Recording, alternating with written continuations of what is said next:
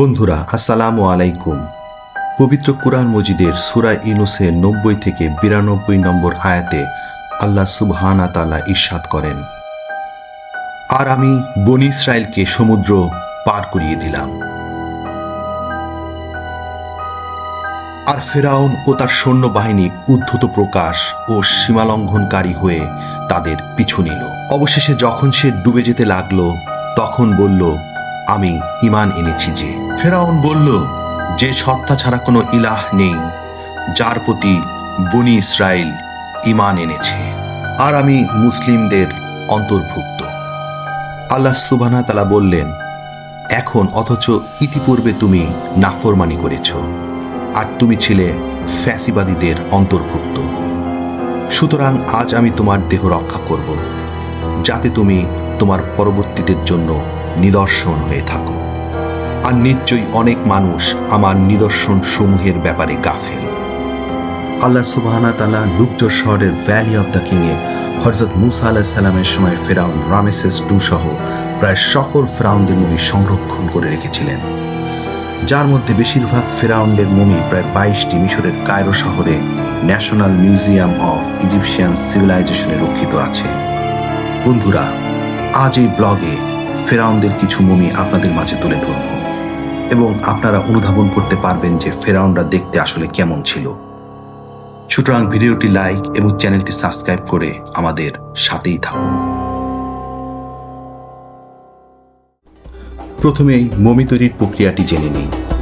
প্রাচীন মিশরে ফেরাউনদের মমি তৈরি ছিল একটি অত্যন্ত জটিল, দীর্ঘ এবং ধর্মীয় আচার অনুষ্ঠানে পরিপূর্ণ প্রক্রিয়া। মমিকরণের মূল উদ্দেশ্য ছিল মৃতদেহটিকে পচন থেকে রক্ষা করা, কারণ তারা বিশ্বাস করত মৃত্যুর পর আত্মা পুনরায় দেহে ফিরে আসবে।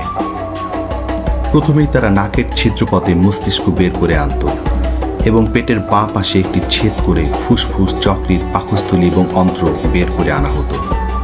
তবে হৃৎপিণ্ডকে তারা জ্ঞানের আসন মনে করত, তাই এটিকে দেহের ভিতরেই রাখা হতো। এরপর পুরো দেহ খেজুর, মদ এবং নদীর জল দিয়ে ভালোভাবে ধুয়ে পরিষ্কার করা হতো।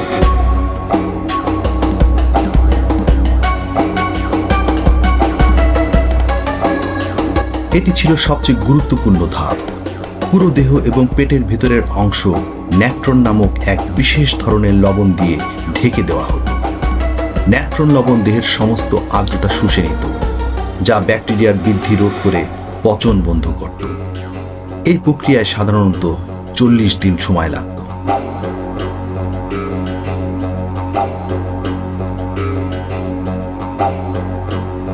চল্লিশ দিন পর দেহটি লবণ থেকে বের করে আনা হতো। এতদিনে দেহটি শুকিয়ে গিয়ে চামড়া কুঁচকে যেত। দেহকে আগের আকৃতি ফিরিয়ে দেওয়ার জন্য এটি লিনেন কাপড়, করাত, বালি বা কাদা দিয়ে ভরে দেওয়া হতো। এরপর গায়ে বিভিন্ন ধরনের তেল, মশলা এবং সুগন্ধি দ্রব্য মাখা হতো।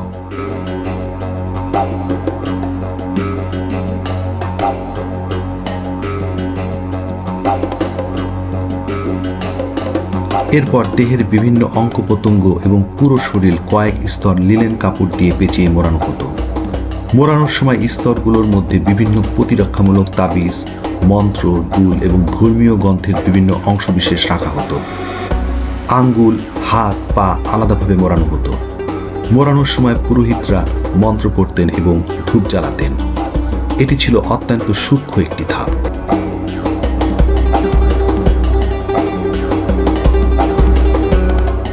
শেষ ধাপে মমির মাথায় ফেরাউনের মুখাকৃতির একটি সোনার মুখোশ পরানো হতো। সর্বশেষে পুরো মমিটি একটি কাঠের বা পাথরের সার্কোফেগাসের ভিতরে রাখা হতো। পুরো প্রক্রিয়াটি শেষ করতে প্রায় ৭০ দিন সময় লাগত। এরপর মমিসহ কফিনটি পিরামিড বা সমাধিতে স্থাপন করা হতো এবং তার সাথে প্রয়োজনীয় জিনিসপত্র, খাবার, ধনরত্ন রেখে দেওয়া হতো, যাতে পরকালে ফেরাউনরা সেগুলো ব্যবহার করতে পারে।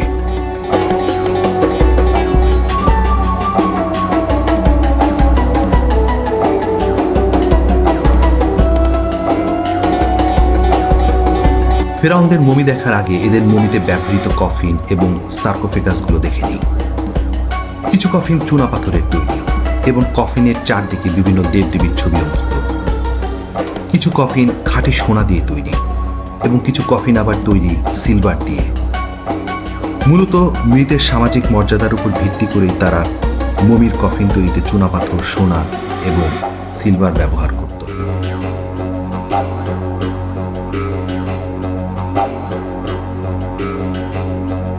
তবে ফিরাউনদের সমাধিতে ব্যবহৃত সার্কোফেগাসগুলি সবই গ্রানাইট পাথরের তৈরি। গ্রানাইট পাথরের খোদিত বিভিন্ন নকশার সার্কোফেগাসগুলিতে বিদ্যমান, যা এটিকে অন্য উচ্চতায় নিয়ে গিয়েছে।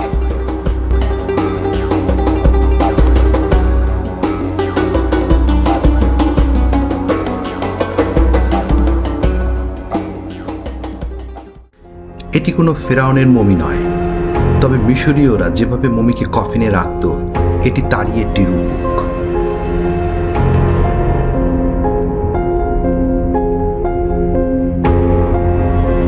আপাতমস্তক কাপড় দিয়ে মোড়ানো আরো একটি মমি দেখা গেল। এটিও কোনো ফেরাউনের মমি নয়।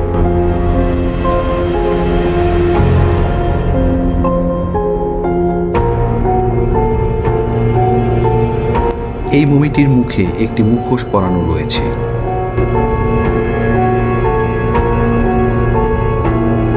এটি 18তম রাজবংশের ফেরাউন আহমসের মমি, যিনি খ্রিস্টপূর্ব 1550 থেকে 1525 পর্যন্ত রাজত্ব করেন। এটি 18তম রাজবংশের আরেক ফেরাউন তুতমোসের মমি, যার রাজত্বকাল ছিল খ্রিস্টপূর্ব 1479 থেকে 1425 সাল পর্যন্ত।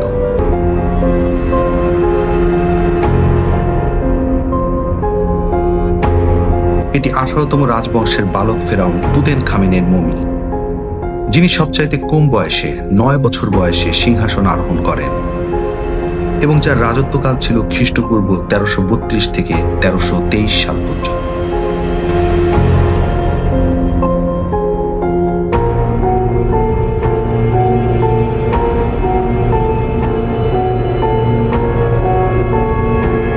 এখন পর্যায়ক্রমে দেখবেন 18তম রাজবংশের আরো 3 ফেরাউন, রামেসেস III, রামেসেস IV এবং রামেসেস V এর মমি।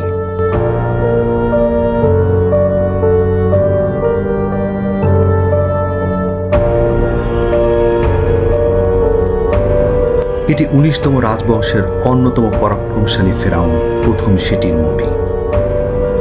প্রথম সেটি ছিলেন হযরত মূসা আলাইহিস সালামের সময় ফেরাউন দ্বিতীয় রামেসিসের বাবা। এটি মিশরের সবচেয়ে চমৎকার মমিগুলোর মধ্যে একটি। এই মমিটির বিশেষত্ব হল এটি এতটাই অসাধারণভাবে সংরক্ষিত যে দেখে মনে হয় যে মমিটি শুধু ঘুমিয়ে আছে। মৃত্যুর প্রায় 3000 বছর পরেও মমিটির মুখ কঙ্কালসার বা শুষ্ক নয়। এটি দেখতে জীবন্ত মানুষের মতো প্রাণবন্ত দেখায়।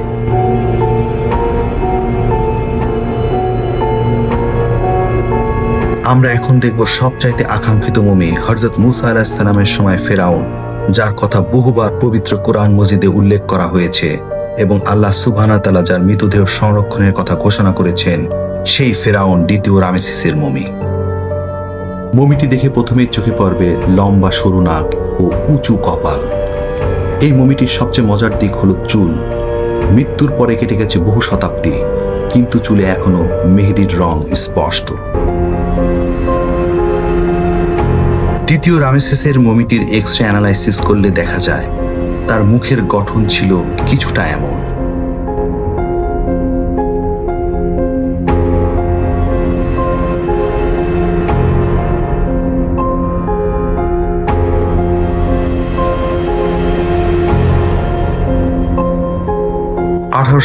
সালে valley of the king A Ramesses II এর মমিটি আবিষ্কৃত হয়। এর প্রায় 100 বছর পর 1976 সালে মমিটিতে কিছু ফাঙ্গাসের সংক্রমণ ঘটে। ফলে এটিকে পরীক্ষার জন্য এবং ফাঙ্গাস প্রতিরোধের জন্য ফ্রান্সে পাঠানোর প্রয়োজন পড়ে। এটি খুবই অবাক করা ব্যাপার ছিল যে ফ্রান্স পাসপোর্টের ল অনুযায়ী রামেসিস II এর জন্য মিশর থেকে পাসপোর্ট ইস্যু করা হয়েছিল। ফ্রেঞ্চ সার্জন মরিস ব্রুকেল রামেসিসের মমিটি পরীক্ষা করে দেখলেন যে এই মমিতে প্রচুর পরিমাণে সমুদ্রের লবণ রয়েছে। মমিফিকেশনের জন্য লবণের প্রয়োজনীয়তা সবচাইতে বেশি, কিন্তু সেটা প্রাকৃতিক লবণ, যা সামুদ্রিক লবণ থেকে সম্পূর্ণ আলাদা। এখান থেকে প্রমাণিত হয় যে রামেসিস II সমুদ্রে ডুবে মারা গিয়েছিল। পরবর্তীতে তার মৃতদেহ সাগরে পাওয়া যায় এবং এটিকে মমিফাইড করা হয়। তখন ডাক্তার মরিসের মনে প্রশ্ন আসলো, রামেসেস II এর দেহ কিভাবে অন্যান্য মমি হতে এতটা অবিকৃত রয়েছে, যদিও এটিকে সাগরের পানি হতে রিকভার করা হয়েছিল। তখন পাওয়া গেল পবিত্র কুরআন মজিদে সূরা ইউনূসের 90 থেকে 92 নম্বর আয়াতে কি বলা আছে ফিরআউন সম্পর্কে, যা পুরোপুরি মিলে গেল। আল্লাহ সুবহানাহু ওয়া তাআলা শুধু মূসা আলাইহিস সালামের সময়কার ফিরআউন নয়, বরং প্রায় সকল ফিরআউনদের দেহই সংরক্ষণ করেছেন নিদর্শন স্বরূপ, যাতে মানুষ আল্লাহর নিদর্শন সমূহের ব্যাপারে গাফেল না হয়। ভিডিওটি ভালো লাগলে লাইক করুন এবং চ্যানেলটি সাবস্ক্রাইব করতে ভুলবেন না। সবাইকে ধন্যবাদ।